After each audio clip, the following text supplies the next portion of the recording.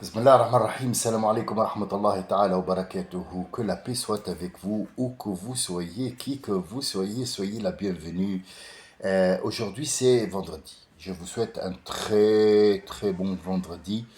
Nous le répétons toujours, le mot vendredi, ça veut dire at-tajamma'. Le vendredi, c'est le rassemblement. Alors que ce soit des êtres humains ou des autres créatures d'un autre genre, ou ce que vous voulez, ça toujours vendredi, ça veut dire en arabe littéraire at-tajamma', bon rassemblement et bon rappel. Pour ce qui est du reste, une question a été posée par un ami et un abonné, notre ami Hervé, qui m'a posé une question et il a dit les gens qui sont diabétiques, on les bourre de médicaments. Pourquoi? Une. Deuxièmement, qu'est-ce que c'est que la fermentation? Sachant que le mot, il l'a trouvé en arabe, ça veut dire khamr, khumur, takhmir, khamiri. Bien, chaque pays utilise le mot comme à sa guise, mais le but, c'est que c'est une levure. Levure vient du mot lever, c'est un levain. Avant que ce soit une levure, ça s'appelait un levain qui se donnait de père en fils. En fait, c'est la première, disons, il y a des levains aujourd'hui qui datent de 2 siècles. Je sais que vous n'allez pas le croire, mais allez voir dans les boulangeries, dans des villages, des boulangeries artisanales qui ne prennent pas de pain industriel de maintenant. Dites-leur qu'est-ce qu'un levain. Ils vont dire ce levain-là, je l'ai eu de mon arrière-grand-père qui, lui, l'a eu de son arrière-grand-père. C'est un truc de fou. C'est ça. Il n'a pas changé. Non. À chaque fois, ils prennent la moitié, ils font leur pain et ils complètent de la farine et de l'eau pour que ce levain puisse se reformer et ainsi de suite tous les jours, tous les jours, tous les jours depuis 3, 4 siècles. C'est énorme. Est-ce qu'il n'y a que ça? Non. Il y a le ferment aussi pour le lait. Alors cette petite cuillère qu'on appelle, c'est ce qu'on met dans le lait pour le cailler, pour qu'il devienne, pour pouvoir faire du fromage. Donc le lait va si vous voulez, se mettre ensemble et laisser le petit lait, l'eau, se débarrasser de son eau. Qu'est-ce qui se passe? C'est une bactérie. Tout simplement et tout bêtement, ce sont des bactéries qui sont affamées. La levure est une bactérie qui est affamée. Donc tout ce qu'on lui met, elle va le manger et en échange, elle va avoir des flatulences. Ces flatulences-là, elle va les rendre en éthanol, ça veut dire de l'alcool. Il y a plusieurs sortes d'alcool. Il y a l'alcool qu'on boit, il y a l'alcool qui fermente, il y a l'alcool que notre corps fabrique. Et cet alcool-là, il est très important pour le corps. Donc Allah Azza wa Jal a fait en sorte que le corps lui-même fabrique son propre éthanol à partir de sucre que tu ingères. Alors le sucre que tu manges, c'est pas lui qui va faire, mais il va se changer. Ou alors en énergie, ou alors en bactéries, khamr, il va takhmir, et tu auras aussi toi des flatulences. Dans tes flatulences à toi, je vous conseille pas de l'essayer, mais mettez un briquet derrière la flatulence et allumez, vous allez voir, ça fait boum, c'est des flatulences, c'est du gaz. Ça devient du gaz et plus de l'alcool, ça devient quelque chose d'inflammable. Et alors, quelle est comment ça se passe ce truc-là? Alors, disons que la science est venue pour nous montrer tout ça parce que il y a eu, si vous voulez, une ouverture dans ce qui est euh, la- les objets avec lesquels on travaille, comme le microscope, comme les appareils pour nettoyer et désinfecter et faire des recherches, les produits chimiques, ainsi de suite. Donc on nous a permis de savoir des choses avec des photos. Sachez que le Coran nous a donné, par exemple, que l'évolution du petit bébé, depuis le premier jour, ça veut dire le comptage, au 14e jour, on peut avoir des rapports sexuels avec la femme, qui peut tomber enceinte puisqu'elle est prête, l'ovaire est tel et tel et tel. Tout ça, c'est écrit dans le Coran. Il fallait que la science, après 19e siècle, 19 siècles, vienne vous dire « Ah bah c'est ça et ça et ça ». Donc en fait, excusez-moi, je me redresse parce que j'ai l'impression d'être dans un hôtel de luxe, 4 étoiles, et c'est pas le cas. Alors, restons dans le sucre et n'allons pas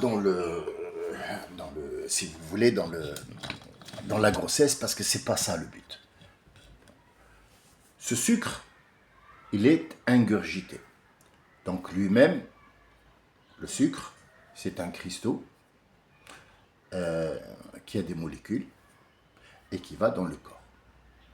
Il va chauffer. Ce sucre-là chauffe. Quand il chauffe, il va donner de l'énergie. Il y a des sucres lents, comme les pâtes. Il y a des sucres courts. Courts, ils ne s'appellent pas courts. Il y a des sucres tout simples. Moi, je les appelle courts pour vous donner la différence entre le sucre lent te donne de l'énergie, mais petit à petit. Pour les footballeurs, pour qu'ils ne se épuisent pas vite, donc ils mangent des pâtes énormément. Pourquoi, les sportifs? Parce qu'il a besoin de tenir un rythme sur 1 heure et demie, voire 2, voire plus.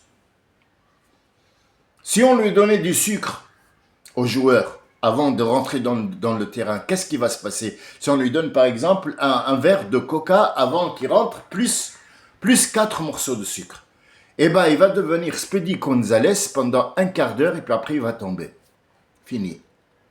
Pourquoi? Parce que le sucre lui a donné l'énergie d'un seul coup et hop, c'est fini. Il faut absolument qu'on lui rapporte du sucre, qu'on lui rapporte des trucs, et on attend que le sucre fasse effet pour qu'il se redresse et qu'il recourt encore une fois.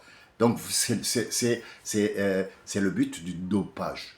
Le dopage, c'est un sucre qui dure 1 heure, 2 heures pour pouvoir tricher contre le mouvement du corps naturel. Il y a des gens qui sont diabétiques. Pourquoi? Parce que notre corps a besoin de sucre. Mais il ne prend pas le sucre comme étant sucre qu'on connaît. Il va passer par la rate et puis après il va passer par le pancréas. Le pancréas va le transformer en insuline pour le corps. C'est un sucre que le corps reconnaît comme étant une énergie qui est renouvelée à chaque fois, puisque le pancréas en fabrique, en met de côté. Quand c'est fini, il en donne et il en reprend encore, il fabrique. C'est le même truc que la levure. Pareil. Quel est le rapport entre la fermentation, les ferments, la levure et le vin qui devient alcool? Alors, les levures, ce sont des bactéries. Et ils vont manger ce sucre.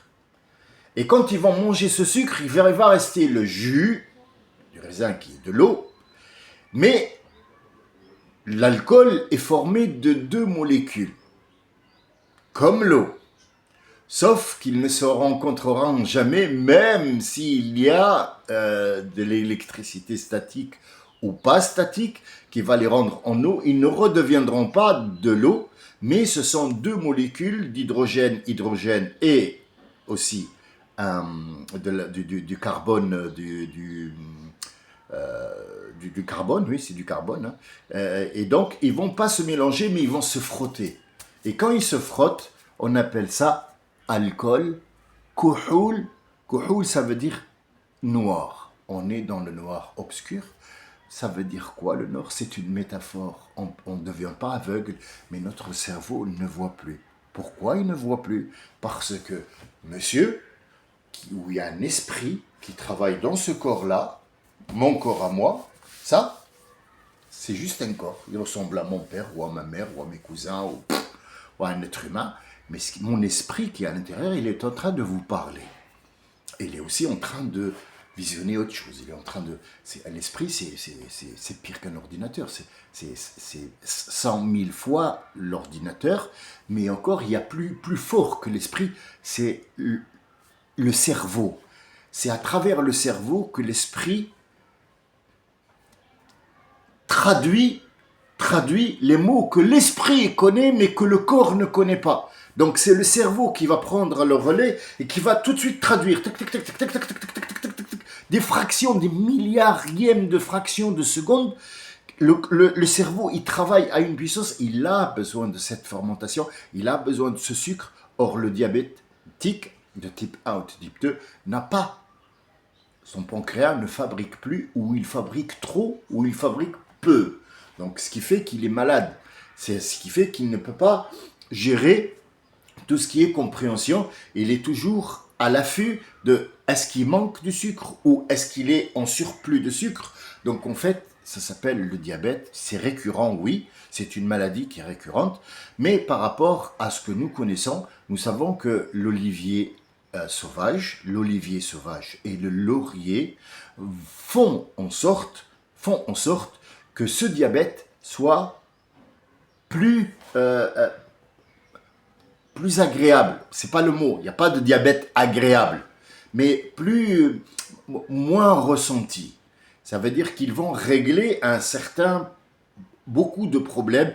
Ces 4 feuilles d'olive, et cette feuille de laurier, ils vont faire en sorte de réguler.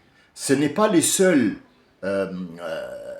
plantes qui régulent ça, mais il y a de grandes chances que c'est les deux qui font en sorte de réguler le diabète. Le réguler et non pas le guérir. Est-ce qu'on peut guérir Oui, si on guérit le pancréas. C'est le pancréas, c'est pas le sucre qu'il y a. Donc le sucre, quand on va essayer de ne pas prendre trop de sucre parce qu'on ne connaît pas l'effet du pancréas, comment il va réagir. Ce sont que des docteurs, ils émettent des hypothèses, ils te donnent des molécules qui vont faire le travail de pancréas. Donc en fait, ils ne l'ont pas guéri, mais ils l'ont levuré.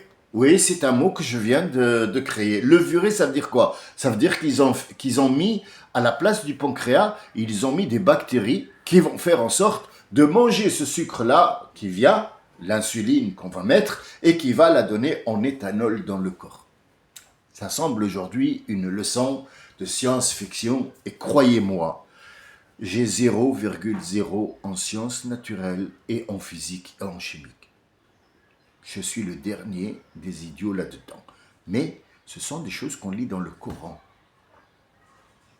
C'est ça le problème, c'est qu'on le lit dans le Coran. On sait très bien que les feuilles de l'olivier, du laurier, ils sont là. Pourquoi le laurier, on le met sur la tête du magie? Parce que le laurier, c'est une plante, mais vous n'avez même pas idée. C'est l'élever au rang de la mettre carrément sur la tête et dire il a le lauréat de l'écriture, le lauréat en littérature, il a le lauréat dans je sais pas quoi. Donc en fait, tout ça, on l'a devant nous, mais on ne le voit pas. Il y a des questions que les gens se posent, mais ils n'ont pas de réponse. Et on va après chercher, oui, mais comment c'est la fin du monde? Mais avant d'aller à la fin, commence par le début, non? Je sais pas. Tu vas à la fin, comment tu l'apprends à l'envers ou c'est quoi? Et c'est un verset coranique. Vous la voulez à l'envers en fait. Mais prenez les choses devant et n'allez pas directement à la fin. La fin, c'est bien de savoir les signes de la fin des temps. C'est bien, c'est important de savoir tout ça. Mais si on ne sait pas déchiffrer ce qui est dans le Coran qui nous sert comme guide aujourd'hui pour la science, parce que la science, elle te dit, moi je ne connais pas Allah. Je connais que X plus Y est égal à 0, oxygène plus machin. Mais il a dit, la taqrabu salat wa antum sukara. Sukara, monoxyde de carbone, ça peut tuer. C'est des inhalations qu'il faut éviter quand on travaille dans le charbon. Il y a beaucoup de gens qui ont fait un restaurant. Par exemple, je vais vous dire un truc, le papa de la gastronomie française, qui est français, et c'est une référence pour tous les cuisiniers, les chefs cuisiniers, quand vous dites le nom, il fait comme ça, comme si c'était un chef Shaolin. Je vous laisse aller chercher son nom. Je ne vais pas vous le dire, son nom, pour que vous allez le chercher. Ce monsieur-là, il a remarqué, et aussi il a été aussi affecté par ça, que les cuisines, ils étaient renfermés, ils travaillaient dans l'arrière-taverne. Et donc il a apporté un nouveau système et une nouvelle gastronomie qui est basée sur le plat joli, pas le truc qu'on met, qu'on sert et ainsi de suite, ou alors des trucs, des animaux qui sont rôtis sur le feu. Il a constaté que le charbon qu'on utilisait faisait du monoxyde de carbone, ce qui était asphyxiant. Et pour moi, de ma part, j'en ai fait les frais quand j'avais 2 ans dans ma vie. Ma mère, elle avait un canoun qu'elle avait apporté du bled quand ils ont immigré, elle et mon papa, et elle avait un canoun. Un canoun, c'est quoi? C'est une poterie où on met du charbon pour se chauffer. Alors, est-ce qu'il n'y avait pas de chauffage? Si. Mais les traditions, malheureusement, c'est une horreur, ces traditions. C'est pour ça que le Coran est venu pour enlever toutes ces traditions, parce qu'ils ne servent à rien, en fait. C'est juste pour honorer tes parents, honorer ton pays. Mais si tu as choisi de vivre en France, tu apportes un canoun pour faire quoi? Dis-moi. Dis-moi, il y a un chauffage que tu branches. Oui, mais c'est pour faire des économies. Non, ça, c'est... Ça veut dire ce que tu m'as donné comme excuse, il est plus con que la bêtise que tu as faite, en fait. Et donc, elle mettait du truc et elle l'a fermé parce qu'il faisait très froid. Et elle a fermé toutes les fenêtres avec du coton, avec tout ce où il y avait le froid pour que ce canoun fasse effet dans la chambre. Et donc, nous avons été asphyxiés à moitié avec le monoxyde de carbone. Heureusement que mon père était venu à temps. Je ne sais pas pourquoi il est revenu pour ouvrir la porte et du coup, donc on a été sauvés. Ça, c'est une petite anecdote de ma vie quand j'avais 2 ans et c'est resté gravé dans ma mémoire malgré que c'est un flash. Et quand mon père m'a raconté, donc j'ai fait tout de suite le lien avec mon équipe. Et c'est ce qui a fait ce monsieur-là, ce cuisinier, qui a trouvé ça et qui a changé l'habitude des cuisiniers. Il a dit maintenant on va plus faire du charbon, ou alors si on fait du charbon, on va utiliser du bois plus que du charbon pour qu'on n'ait pas ce monoxyde de machin. Et voilà, c'est comme ça qu'on sait que le charbon est pas bon dans la maison. Il faut plus utiliser, par exemple, une pizza, la faire cuire sur du bois, feu de bois, c'est mieux que du feu de charbon. Où on trouve ça? Et on le trouve ça où? Allez-y, dites-moi où on trouve ça. Aïe, aïe, aïe. Ar-Rahman, toujours. Toujours. An-Najmu wa shajaru yasjudan. Ou alors tu vas à l'Waqi'a. Attendez, je vais vous expliquer, vous inquiétez pas. An-Najm wa shajaru yasjudan. Alors, sujoud, c'est la prosternation. Mais est-ce que on parle d'abord du An-Najm, ça veut dire l'étoile. En arabe littéraire, Najm, c'est l'étoile. Eh bien, détrompe-toi. At-Tanjim, il y a 3 sens. Premier sens, An-Nujum, ce sont les étoiles. An-Najm, au singulier, ce sont les herbes qui n'ont pas de tronc. Ils s'appellent An-Najm. Wat-Tanjim, ce sont les petits troncs qui font en sorte que le verset, tu dois t'arrêter parce que ce que je viens de te dire, il y a un sens énorme concernant la science, philosophie, astronomie, littérature, histoire. Arrête-toi, sors tous les sens de là, et puis après tu peux aller à l'autre en sautant sur At-Tanjim. Alors, on a un Nujum, on a un Najm et on a At-Tanjim. Un Nujum, ce sont les étoiles. Un Najm, c'est tout ce qui est herbe où il n'a pas de tronc. Les pois chiches, c'est des Najm, ce sont des féculents, le fruit. Mais sa tige, c'est un Najm. Le blé, c'est un féculent. On fait de la farine avec. C'est la base de toute notre alimentation, comme le riz.